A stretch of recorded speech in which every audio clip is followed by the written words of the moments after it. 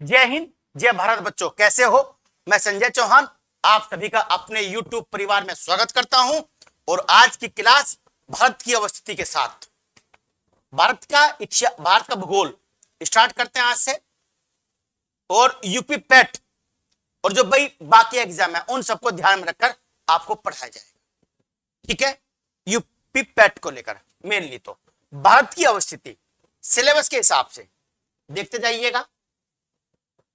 भारत का भूगोल पढ़ने में आपको कई सारे विषय पढ़ने पड़ते हैं, कई सारे अध्याय आपके साथ। इसमें सबसे पहला है भारत की अवस्थिति क्या है, भारत का ऐतिहासिक और भौगोलिक स्थान क्या है विश्व में, पहला। सेकंड है भारत और उसके पड़ोसी देश, ये लगभग आपको हर सिलेबस में दिखाई देगा।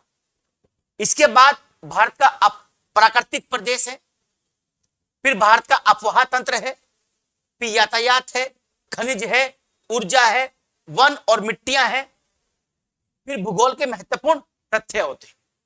इन चैप्टर में बांटकर हम भूगोल को पढ़ें। तो भारत की अवस्थिति क्या है, भारत की अवस्थिति के बारे में देखेंगे कि भारत की अवस्थिति विश्व में क्या है और यहां पर क्या है, ये देख लीजिए आप।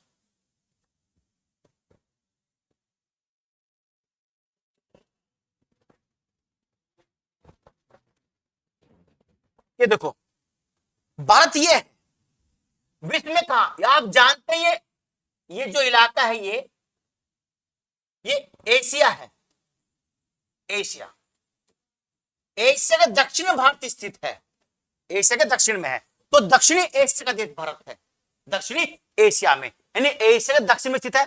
चीन पूर्वी एशिया में, जापान भी पूर्वी एशिया में, कोरिया भी पूर्वी एशिया में।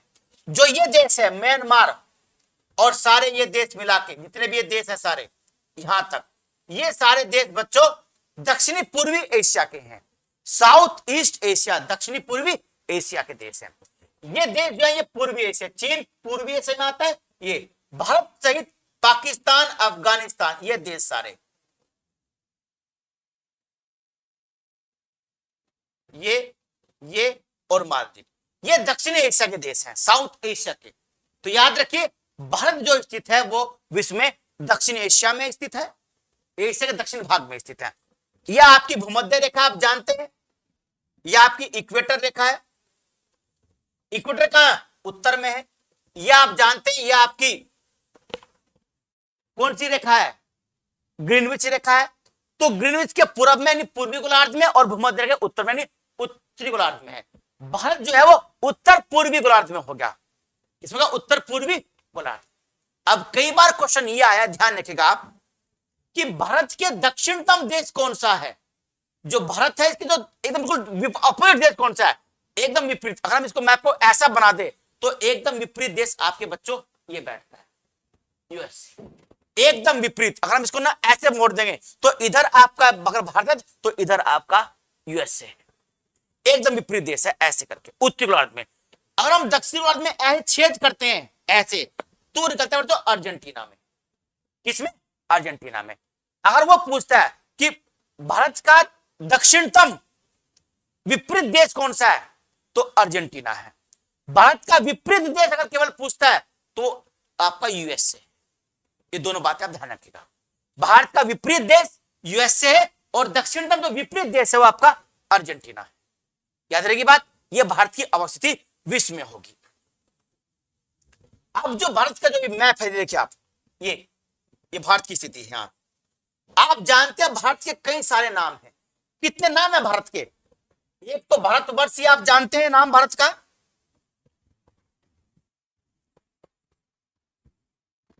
भारतवर्ष नाम है। इसके अलावा इंडिया भी नाम है, हिंदुस्तान भी नाम है,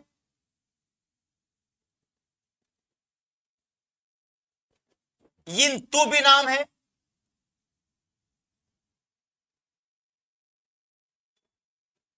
सकल जम्बू द्वीप भी नाम है,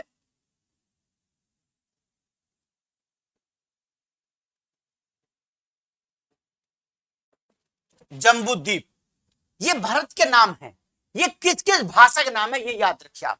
जो भारतवर्ष नाम है जिसे भरत पड़ा है, ये जो भरत नाम पड़ा ना भारत का, ये नाम किस पर पड़ा है? ये महाभारत में आकर आपने देखा होगा तो महाभारत में जो उल्लेख मिलता है वो सबसे पहले राजा थे राजा दुष्यंत, जिनकी पत्नी थी शकुंतला। अभिज्ञान शकुंतला में दुष्यंत और शकुंतला की प्रेम कहानी का उल्लेख हुआ है। दुष्यंत और शकुंतला के पुत्र हुआ, नाम था भरत।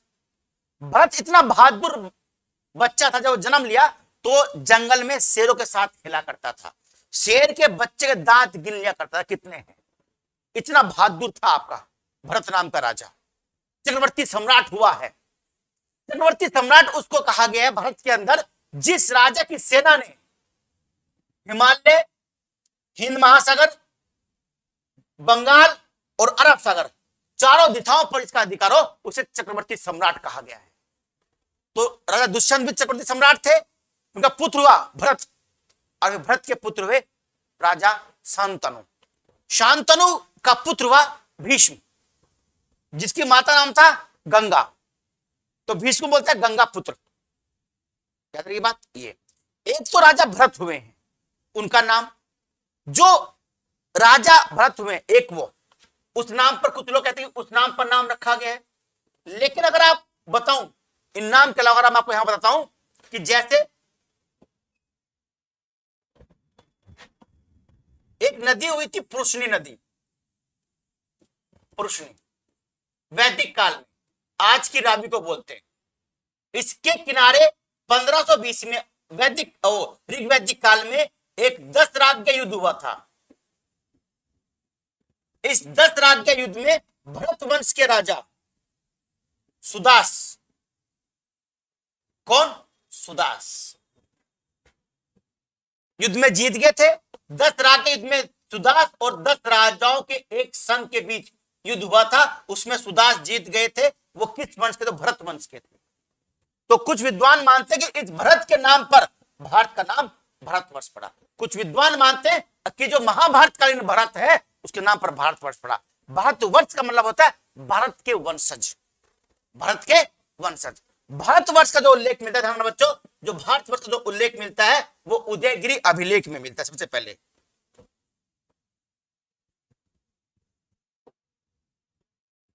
हाथी गुफा अभिलेख, हाथी गुफा अभिलेख है नंदराज खारवेल का, उसमें भारतवर्ष का नाम मिलता है। सबसे पहला पुरातात्विक प्रमाण भारतवर्ष का वो है। ठीक, अच्छा, तो भारत जो नाम पड़ा, ये नाम जो ऐतिहासिक रूप से अगर हम नाम देखते हैं तो राजा सुदास के नाम पर पड़ा। पौराणिक रूप से नाम देखें, जो महाभारत है वो महाकाव्य माना जाता है, तो नाम पड़ता है महाभारत के राजा भरत के नाम पर। इसके पुत्र थे शांतनु। ये क्रम भी आप याद रखिए, दुष्यंत के बाद भरत, भरत के बाद शांतनु, और शांतनु के आप जानते हैं 2 विवाह हुए थे, एक सत्यावती से हुआ था और एक गंगा से हुआ था। तो गंगा पुत्र जो थे वो आप जानते हैं वो भीष्म पितामह थे। सत्यवती से जो संतानें पैदा हुई थी उसके बाद चल के उसके संतानों को राजगद्दी देने के लिए भीष्म पितामह ने जीवन भर अविवाहित और राजा न बनने की प्रतिज्ञा ली थी। ये नाम हो गया आपका भारतीय नाम। इंडिया नाम है यूनानी नाम। जब सिकंदर भारत में आया, वो ग्रीस का था, ग्रीस यानी यूनान का था, तो उन्होंने सिंधु नदी को, जो नदी ना आप यहां पर जो बहती नदी है, ये नदी, ये सिंधु नदी है, इसको उन्होंने इंडस कहा। क्या कहा? इंडस। इससे बना इंडिया। तो किस भाषा का हुआ ये यूनानी नाम हुआ। कौन सा नाम? यूनानी नाम, इंडस। जो हिंदुस्तान नाम है ये फारसी भाषा का है, ये फारसी नाम है। जो यिंतु है, भारत में आने वाला यात्री हुएन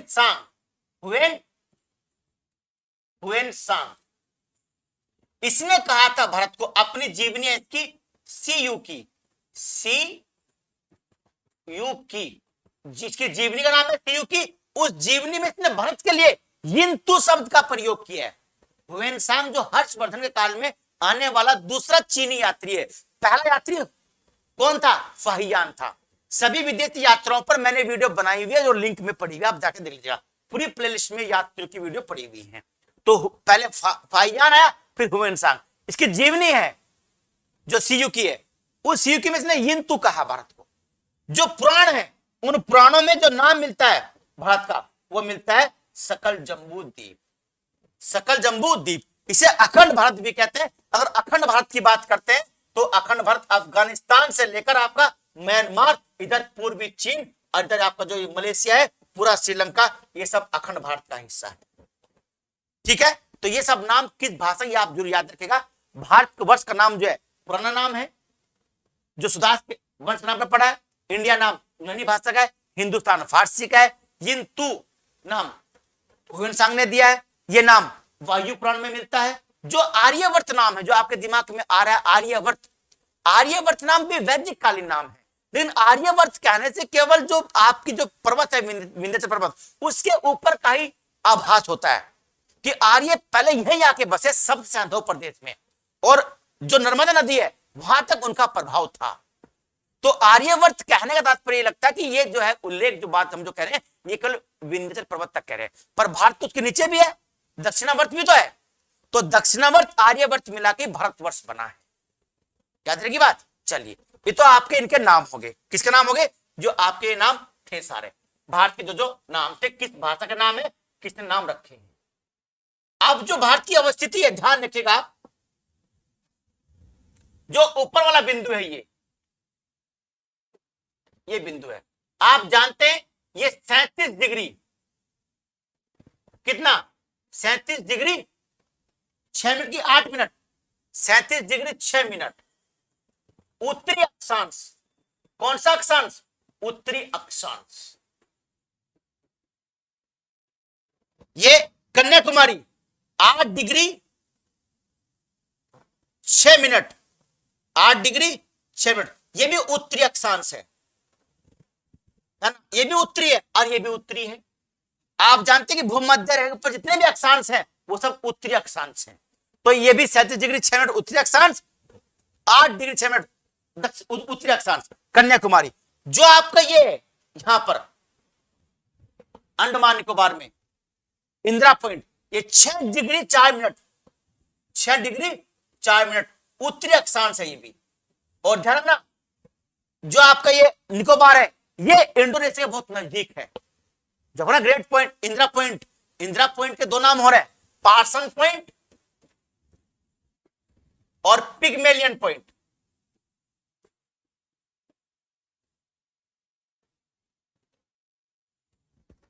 पिगमेलियन पॉइंट, कौन सा पॉइंट? Pygmalion point. ये इंदिरा पॉइंट का नाम है। इंदिरा पॉइंट सबसे नजदीक है इंडोनेशिया के। किसके? इंडोनेशिया के। भारत से कम नजदीक है, उसके ज्यादा नजदीक है इंदिरा पॉइंट। ये 6 डिग्री 4 मिनट पर है और ये 8 डिग्री 6 मिनट पर है, याद रखिएगा। तो ये तो हो गया उत्तरी अक्षांश, ये हो गया भारत का अक्षांशीय विस्तार, उत्तरी अक्षांश।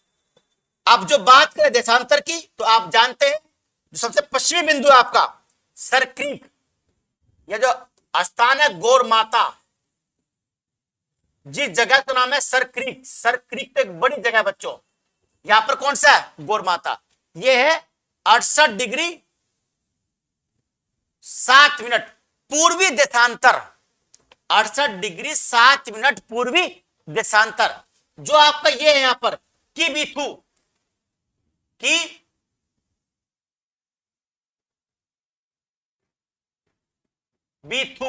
किबिथु, ये बच्चों आपका है 97 डिग्री 6 मिनट पूर्वी देशांतर। ये पूर्वी, ये भी पूर्वी और ये भी पूर्वी, दोनों पूर्वी पर है। दोनों कहां है? पूर्वी पर है। ध्यान रखिएगा आप, दोनों कहां है? पूरब में।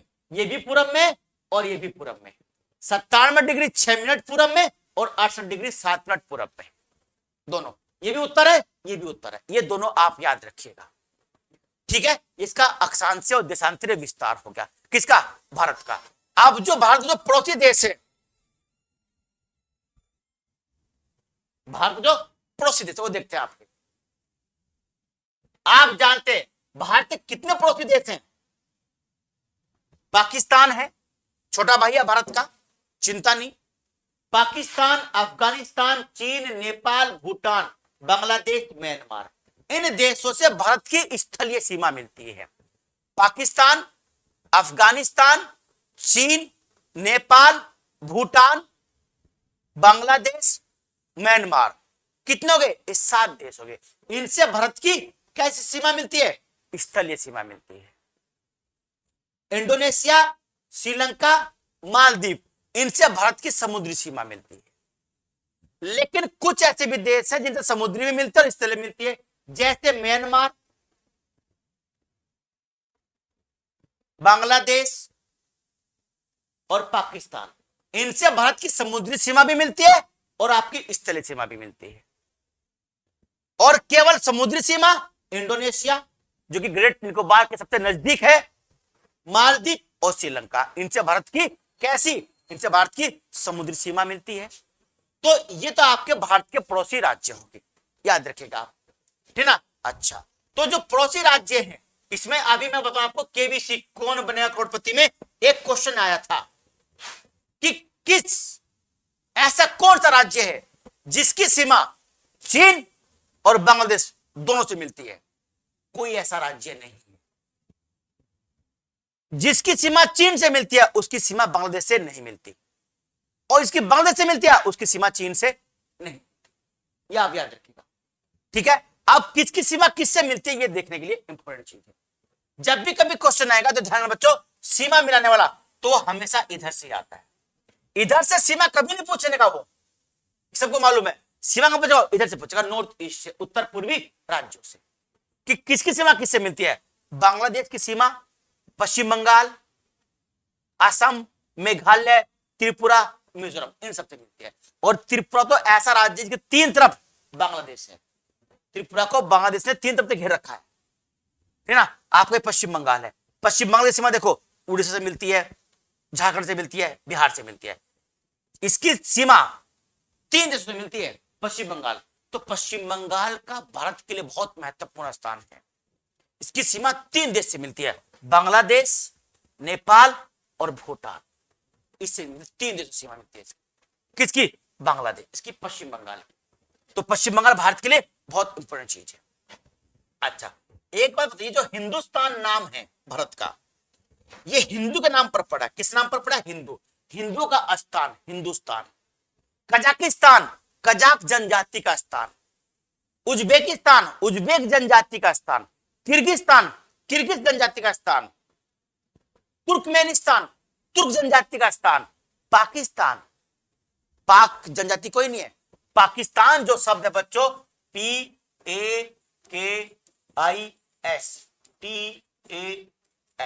पाकिस्तान। P से पंजाब, A से अफगानिस्तान, K से कश्मीर, IS से बनता है सिंध, और TAN लिया गया है बलूचिस्तान का। इनको मिला के चौधरी रहमत अली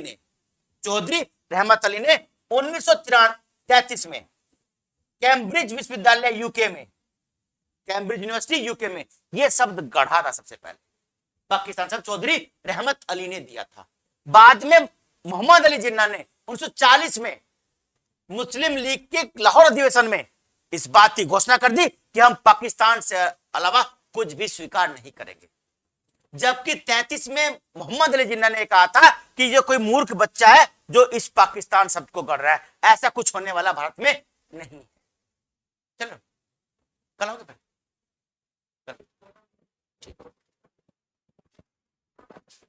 है ना। तो पाकिस्तान शब्द जो दिया गया है वो चौधरी रहमत अली द्वारा दिया। चौधरी रहमत अली ने पाकिस्तान शब्द दिया है, ये आपको बात याद रखनी है।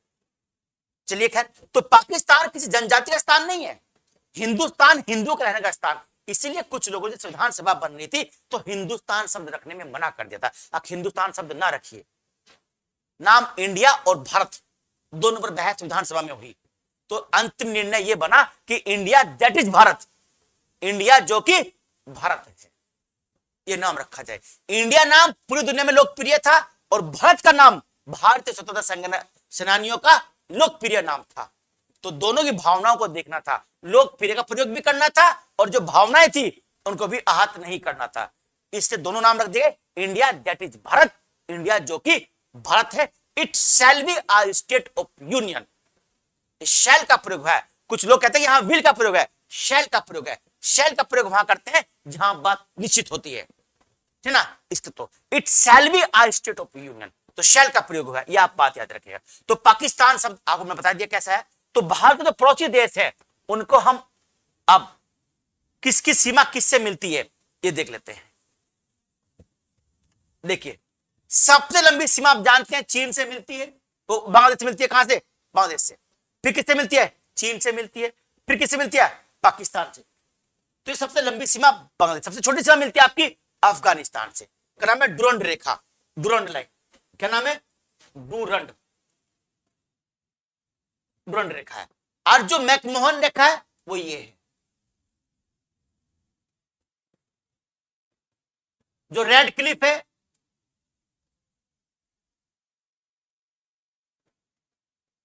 रेड क्लिफ, ये भी सीमा हमारी रेड क्लिफ है जो बांग्लादेश आता है इधर। और जो हमारी सीमा ये है, ये भी हमारी रेड क्लिफ रेखा है। ये दोनों रेखा कैसी है? Red Cliff. भारत पाकिस्तान और भारत बांग्लादेश, क्योंकि अभी तो पहले पाकिस्तान था ना, ये पहले पूरी पाकिस्तान था। तो ये भी रेड क्लिफ है।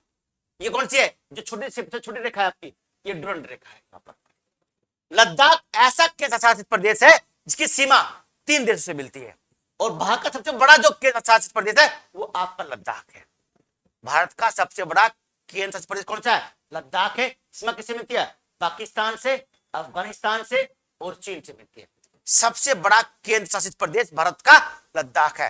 पहले कभी अंडमान निकोबार हुआ करता था, अब कौन सा हो गया? लद्दाख।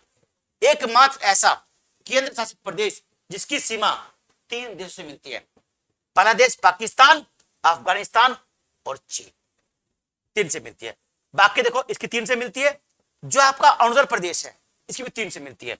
भूटान, चीन और म्यांमार, 3 से मिलती है। पश्चिम बंगाल 3 से मिलता है। बांग्लादेश, नेपाल, भूटान, तो 3 तो क्या हुए? सीमा 3 से मिलती है। 3 ही राज्य की सीमा 3 से मिलती है। 3, एक तो राज्य, 2 राज्य है। एक कौन सा? अरुणाचल प्रदेश। एक कौन सा आपका? ये आपका पश्चिम बंगाल। एक आपका लद्दाख। तो 3 राज्य से इसकी सीमा मिलती, 3 देशों से इसकी सीमा मिलती है, याद रखेगा। ये ना, ये जो बाउंड्री है, ये जो हिस्सा आपका, ये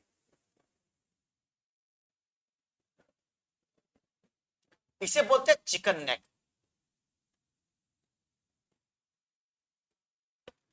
चिकन नेक बोलते हैं। क्या बोलते हैं? Chicken neck. चिकन मतलब मुर्गा, मुर्गी की गर्दन बोलते हैं इसको। तो ये चिकन नेक है आपकी, चिकन नेक बोलते हैं। ये भारत के लिए बहुत जरूरी है। नॉर्थ ईस्ट को जोड़ने के लिए चिकन नेक बहुत जरूरी है। तो ये हिस्सा, जो ये हिस्सा यहाँ पर है, दार्जिलिंग जो पहाड़ी ना, दार्जिलिंग पहाड़ियां, वो यही आपको दार्जिलिंग पहाड़ियां इधर ही है ना। तो ये आपकी चिकन नेक कहलाती है। ये ना, ये पूरा इलाका जो है आपका, ये पूरा इलाका आपका चिकन नेक कहलाता है। चिकन नेक, ये आपकी चिकन नेक है पूरी। ये मुर्गे की, वो मुर्गे की टंगड़ी नहीं है, मुर्गे की गर्दन है, ये गर्दन। तो ये आपके पड़ोसी देश होगी, ठीक है ना।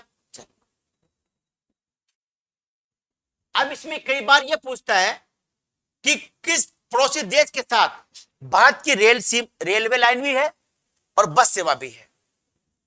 भारत के जो 3 पड़ोसी देश है, पाकिस्तान, नेपाल और बांग्लादेश, इनके साथ भारत की रेल सेवा भी चल रही है और बस सेवा भी चल रही है। किनको साथ? पाकिस्तान के साथ भी भारत की बस सेवा चलती है। रेल तो फिलहाल बंद है, लेकिन क्या, बस सेवा चल रही है। भारत पाकिस्तान के बीच में अभी चलाई गई एक बस सेवा, रेल चली रही है। भारत बांग्लादेश में बंधन एक्सप्रेस है, मैत्री एक्सप्रेस है ना। तो इस तरह के क्वेश्चन आपके एग्जाम में आते हैं। तो किस पड़ोसी देश के साथ कौन कौन सी बस सेवा चल रही है, ये आपको बताऊंगा मैं, ठीक है। चलो, आज के तो इतना ही था कि भारत की अवस्थिति का क्या परिचय है, ये आप जान लीजिए, ठीक है बच्चों। चलिए, जो लोग पहली बार आए हैं वो सब्सक्राइब करें और चैनल को सब्सक्राइब करने के बाद शेयर जरूर करें। तो भारत की अवस्थिति मैंने आपको बताई है कि भारत कहां पर है।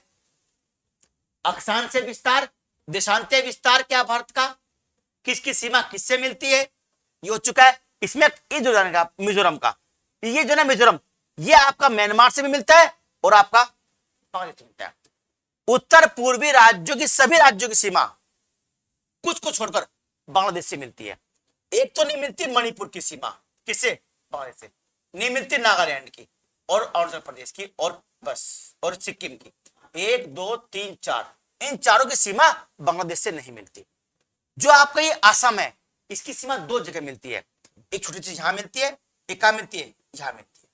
सबसे लंबी सीमा जो मिलती है इसकी, वो त्रिपुरा से मिलती है, नॉर्थ ईस्ट में। लंबी सीमा पूछे कभी कि किस राज्य की सीमा बांग्लादेश और म्यांमार दोनों से मिलती है तो वो मिजोरम है। किससे मिलती है? बांग्लादेश से मिलती है और मिजोरम से मिलती है। किस सीमा? मिजोरम की सीमा। म्यांमार से मिलती है और उससे क्या नाम? बांग्लादेश से मिलती है। ये आपका मिजोरम। मिजोरम कौन सा? मिजोरम।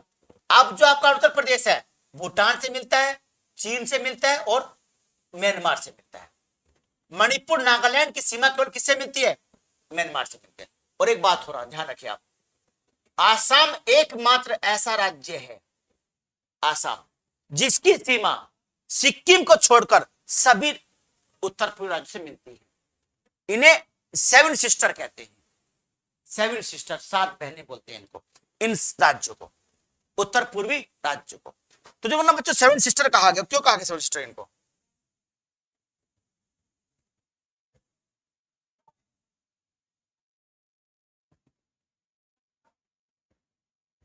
अब ठीक दिख रहा है? चलिए चर्चा करते हैं इसी पे, बड़ा कर लेते हैं। अब आएगा ना मजा? यस। मैप, बिना मैप के ज्योग्राफी क्या पढ़ना, कोई मजा नहीं आता बिना मैप के पढ़ने। कुछ लोग पढ़ाते हैं बिना मैप, मैप हाथ में है ही नहीं, पढ़ा रहे ज्योग्राफी, अंधे में तीर मारे अंधेरे में। देखिए आप, जो आपका ये ना, ये जो क्षेत्र है ये आपका, इस क्षेत्र में आप ध्यान रखिएगा, जो ये इलाका आपका, इस इलाके में ज्यादा क्वेश्चन पूछता है यहीं से। मैंने कहा आसाम एक ऐसा राज्य है जिसकी सीमा आपके सभी नॉर्थ ईस्ट राज्य से मिलती है, बस सिक्किम को। इनको 7 बहनें कहते हैं, 7 सिस्टर कहते हैं। 7 सिस्टर इसलिए कहते हैं इनको, ध्यान रखें बच्चों, कि ये जो 7 राज्य और एक सिक्किम है, 8 उनका भाई है सिक्किम, ऐसे मतलब ऐसे बोलो, तो जो 8 राज्य है इनकी जो संस्कृति है वो लगभग एक जैसी है। जो प्रजाति के लोग यहां रहते हैं वो मंगोलाइट प्रजाति के लोग हैं। किस प्रजाति के? मंगोलाइट प्रजाति के, यहां के मूलवासी। संस्कृति यानी इनका कल्चर, पहनावा एक जैसा है। इस पूरे इलाके में बांस संस्कृति, बांस होता है ना, बांस, बांस एक पेड़ नहीं, बांस घास होता है, हरी घास में आता है पेड़, होता तो पेड़ की तरह वो, पर भारत सरकार ने घास घोषित कर दिया है। बांस को घास घोषित करने का मतलब क्या है? जब से बांस घास घोषित हुआ है तो नॉर्थ ईस्ट के लोग उस पेड़ से हरी पत्तियां काट सकते हैं, हरे पेड़ को काट सकते हैं, कि बांस वहां की संस्कृति का आधार है। बांस का वो अचार भी गेरते हैं, सब्जी भी खाते हैं, बांस का मुरब्बा भी बनाते हैं, बांस का हथियार भी बनाते हैं, और बांस से खेती भी करते हैं, बांस का व्यापार भी करते हैं। तो बांस उनकी संस्कृति का मुख्य आधार है। तो भारत सरकार ने उस बांस को, ये बांस जो है घास है, ताकि बांस का इस्तेमाल अपने चारे के लिए कर सके। यह है स्थिति। तो ये जो आपका असम है, इसकी सीमा छोड़कर सिक्किम को सबसे मिलती है, मेघालय से मिलती है, त्रिपुरा से मिलती है, मिजोरम से मिलती है, म्यांमार से मिलती है, नागालैंड से मिलती है और अरुणाचल प्रदेश से। असम की सीमा आप पूछे किस राज्य की सीमा बांग्लादेश से नहीं मिलती? नॉर्थ ईस्ट में मणिपुर, नागालैंड, मणिपुर नागालैंड की सीमा नहीं मिलती है। किसकी सीमा 2 से मिलती है? म्यांमार से, बांग्लादेश से, मिजोरम की सीमा। किसकी सीमा भूटान से मिलती है? भूटान, देखो ये रहा भूटान, ये भूटान है। सिक्किम की मिलती है, पश्चिम बंगाल की मिलती है, आसाम की मिलती है, अरुणाचल की मिलती है। भूटान हमारा मित्र राष्ट्र है, यहां पर जाने के लिए हमें वीजा की आवश्यकता नहीं होती है, ना ही भूटान में और ना ही नेपाल में। पासपोर्ट चाहिएगा पर वीजा नहीं चाहिएगा। तो ये भूटान है आपका, सीमा किससे मिलती है? सिक्किम से मिलती है, पश्चिम बंगाल से, आसाम से, और किससे? अरुणाचल से मिलती है, अरुणाचल प्रदेश से मिलती है। अरुणाचल प्रदेश देखिए आप 3 से मिलता है, भूटान, चीन और म्यांमार से मिलता है। भूटान बहुत महत्वपूर्ण राष्ट्र है, ध्यान रखना, भारत के लिए। डोकलाम चर्चा में रहा था, वो भूटान में पड़ता हुआ क्षेत्र डोकलाम। भूटान की जो रक्षा की जिम्मेदारी है वो भारत की है। भूटान के साथ भारत की कई जल विद्युत परियोजनाएं चल रही हैं। भूटान में भारत ने बहुत सारी जल विद्युत परियोजनाएं लगाई हुई हैं और उन जल विद्युत परियोजनाओं का लाभ भारत लेता है, ठीक ना। चलिए, तो ये होगा आपका पश्चिम बंगाल। अच्छा, नेपाल से कौन सा मिलता है? उत्तराखंड मिलता है, उत्तर प्रदेश मिलता है, बिहार मिलता है, पश्चिम बंगाल मिलता है और सिक्किम मिलता है। किससे? नेपाल से। याद रखिए बात, नेपाल से भूटान, नेपाल से आपका उत्तराखंड मिलता है, उत्तर प्रदेश, बिहार, पश्चिम बंगाल और सिक्किम। किसे मिल रहा है सब ये? नेपाल से। भूटान से सिक्किम, पश्चिम बंगाल, सिक्किम, पश्चिम बंगाल और अरुणाचल प्रदेश और असम, ये तीनों मिलते हैं। किसे मिलते हैं? भूटान से मिलते हैं, असम। ये आपका पश्चिम बंगाल है, ये ना यहां से निकल गया, यहां से पश्चिम बंगाल। तो ये कई बार दिक्कत यहां होती है पश्चिम बंगाल में कि क्या पश्चिम बंगाल और भूटान से मिलता है कि नहीं मिलता है? पश्चिम बंगाल भूटान से भी मिलता है, पश्चिम बंगाल नेपाल से मिलता है, पश्चिम बंगाल बांग्लादेश से भी मिलता है। इस क्षेत्र के बारे में आप जरूर जानिए, यहीं से क्वेश्चन पूछेगा। इसको आप स्क्रीनशॉट लेकर इसको आप कई बार देखिए, कौन सा राज्य कहां कहां मिल रहा है, ये आप याद रखिए, ठीक है ना। तो यह बांग्लादेश, इसे आपका मेघालय मिलता है, असम मिलता है, त्रिपुरा, मिजोरम, मणिपुर, नागालैंड इसे नहीं मिलता। चलिए ये आपके नोट ईस्ट के होगा, ठीक है ना। अब भारत और उसके जो पड़ोसी राज्य हैं उनके बीच में कौन कौन सी ट्रेन चल रही है, किस किस नाम की बस चल रही है, किन दो स्थानों के बीच अभी शुरू हुई है, अभी 2 महीने पहले जुलाई में शुरू हुई है। नेपाल और भारत में 2 स्थानों के बीच अभी अभी एक ट्रेन शुरू हुई है, बस सेवा भी है, ट्रेन सेवा भी। करंट का क्वेश्चन, करंट में पढ़ेंगे उसको, है ना। जो हमारी जो नेक्स्ट क्लास होगी भारत और उसके पड़ोसी देशों के साथ उसके संबंध है उसके बेस पर होगी।